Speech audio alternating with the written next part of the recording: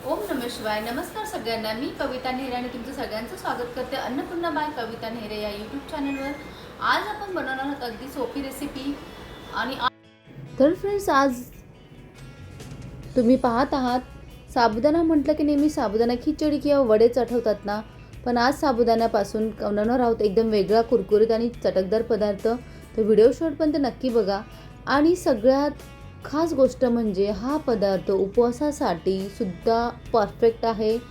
तर आता श्रावणाचा महिना आहे, तर तुम्ही नक्की ट्राय करा. ही उपवासाची रेसिपी आगळीवेगळी रेसिपी आहे. मी बोलते, जेवण बनवणं ही एक पोट भरण्याची गोष्ट नसून ती एक कला आहे आणि हीच कला तुम्ही सगळ्यांनी जपावी, म्हणून मी तुमच्यासाठी घेऊन येते अगदी घरगुती सामग्रीमध्ये रेसिपी क्रिस्पी साबुदाणा स्नॅक्स. तर चला वेळ न घालवता सुरुवात करूया. सर्वात प्रथम साबुदाणा भिजवून घेऊया. 4 ते 5 तास भिजत ठेवूया आणि उकडलेले बटाटे छान असे ग्रेट करून घेऊया. भिजवलेला साबुदाणे उकडलेला बटाटा याचा एक कॉम्बिनेशन तुम्हाला मी दाखवणार आहे एक वेगळ्या पद्धतीत. सगळ्यात आधी घेतला आहे भिजवलेला साबुदाणा. नीट भिजवलेला असणं खूप महत्त्वाचं आहे. टिप आहे काही, साबुदाणा खूप जास्त पाण्यात भिजवला तर मिक्सर चिकट होऊ शकतं, त्यामुळे पाणी मोजून मापून वापरा. साबुदाणा व्यवस्थित ड्रेन करून घ्या.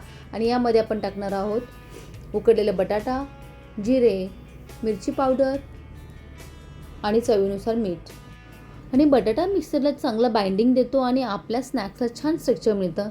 थोडी कोथिंबीर किंवा कढीपत्ता ऑप्शनल आहे, तुम्ही ते टाकू शकतात. आणि आता येते आपल्या पदार्थाची थोडीशी स्पायसी ट्विस्ट. हिरव्या मिरच्याही घेऊन त्यात छान असं मधून कापून घेऊया आपण छान असे. हा ट्विस्ट मी थोड्याच वेळात तुम्हाला दाखवणार आहोत. छान असे बॅटर चांगलं छान असं मिक्स करून घ्यायचं. आणि ह्या हिरव्या मिरच्या छान असं स्लाइड करून घ्यायच्या. पण हो, मिरची किती तिखट आहे हे आधी चेक करा, नाहीतर नाश्ता कमी आणि पाणी जास्त प्यावं लागेल.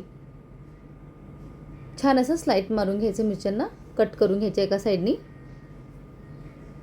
हे टिप्स सांगणार आहे. मिक्सचर खूप लूज वाटत असेल तर लगेच जास्त पीठ घालू नका आणि आधी मिक्सचर काही मिनटं रेस्ट होऊ द्या. छान असं याच्यामध्ये आपण मीठ भरून घेऊन येणार आहोत, जेणेकरून त्याचा तिखटपणा आणि टेस्टला छान एक चव येते.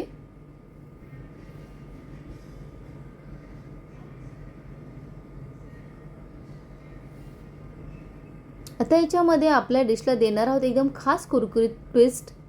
हे आहेत भाजलेले शेंगदाणे. शेंगदाणे खूप बारीक पावडर करू नका, थोडे कोर्स ठेवले तर खायला क्रंच येतो. कारण प्रत्येक बाईटमध्ये असा आवाज आला पाहिजे, थोडा क्रंची. आता हे मिक्सचर एकदम छोटासा गोळा हातात घेऊया, छान असं मिक्स करूया आणि ते आपल्या आवडीनुसार शेप देऊया. हा छान असं मिक्स केला आहे मी. आता हा गोळा आपण तयार केलेल्या कुरकुरीत शेंगदाण्याच्या कोटिंगमध्ये रोल करणार आहोत छान असं. आणि याच्यामध्ये ही मिरची आपली कोटिंग करून घ्यायचं. सगळीकडे छान असं लागलं पाहिजे कोटिंग. हाताने हलकं प्रेस करा, त्यामुळे ते फ्राईंग किंवा कुकिंग करताना निघणार नाही. ह्याप्रमाणे सर्व मिरच्यांना तुम्ही असं कोटिंग करून घेऊया. आणि साईडला पण तेल गरम करायला ठेवलेलं आहे. सगळ्या मिरच्या या छान अशा कोटिंग करून घ्यायच्या. ह्या पद्धतीने साबुदाणा वडा, मिरची साबुदाणा वडा नक्की करून बघा. आगळीवेगळी रेसिपी आहे आणि खूप छान लागते चवीला. नक्की ट्राय करा. आणि हो, तेल खूप गरम करू नका, मीडियम फ्लेमवरच कुक केलं तर बाहेरून कुरकुरीत आणि आतून सॉफ्ट टेक्स्चर मिळेल. म्हणून टिप नक्की फॉलो करा. हे आपलं तेल गरम झालं आहे, त्याच्यात छान एक एक करून आपला हा मिरची साबुदाणा वडा आपण तळून घेऊया छान असा. दोन्ही बाजूने छान गोल्डन आणि क्रिस्पी होईपर्यंत भाजून घेऊया, म्हणजे फ्राय करून घेऊया. आणि सांगितल्याप्रमाणे तेल खूप गरम करू नका, मीडियम फ्लेमवर कुक केलं तर बाहेरून कुरकुरीत आणि आतून सॉफ्ट स्ट्रक्चर मिळतं. आणि पॅनमध्ये ठेवताना हे पॅनमध्ये दोन्ही बाजूने छान गोल्डनमध्ये क्रिस्पी होईपर्यंत हे भाजून घेऊया, तळून घेऊया. वाह, रंग बघा एकदम सुंदर गोल्डन ब्राऊन आला आहे. आणि जर तुम्हाला तिखट अजिबात आवडत नसेल तर मिरचीचं प्रमाण कमी करा. आपल्या टेस्टनुसार रेसिपी बदलायला अजिबात घाबरू नका. आणि फायनली आपला हा कुरकुरीत साबुदाणा स्नॅक्स तयार आहे. वरून थोडीशी कोथिंबीर, शेंगदाणे आणि रोस्टेड चिलीज त्याच्याबरोबर तुम्ही खाऊ शकतात. हे बघा किती सुंदर दिसतंय. चला तर आता सगळ्यात इम्पॉर्टंट पार्ट, टेस्ट. एक बाईट घ्या आणि सांगा मला कसं लागलाय ते. नक्की ट्राय करून. बाहेरून एकदम क्रिस्पी, आतून सॉफ्ट आणि शेंगदाण्यामुळे मिळणारा क्रंच वरती भन्नाट आहे आणि मिरचीमुळे एकदम परफेक्ट स्पायसी किक मिळतोय. तुम्ही ही रेसिपी बनवताना ह्या गोष्टी नक्की लक्षात ठेवा. साबुदाणा जास्त पाण्यात भिजवू नका. शेंगदाणे कोर्स क्रंचमध्ये पूर्ण पावडर करू नका. आणि कुकिंग करताना फ्लेम मिडियम ठेवा. मिरची तुमच्या स्पाइस लेवलनुसार वापरा. उपवासासाठी बनवत असाल तर वापरणारे सर्व इन्ग्रेडियंट्स तुमच्या उपवासाच्या नियमानुसार आहेत हे नक्की तपासा. तर फ्रेंड्स, आजची ही भन्नाट क्रिस्पी साबुदाणा रेसिपी तुम्हाला कशी वाटली?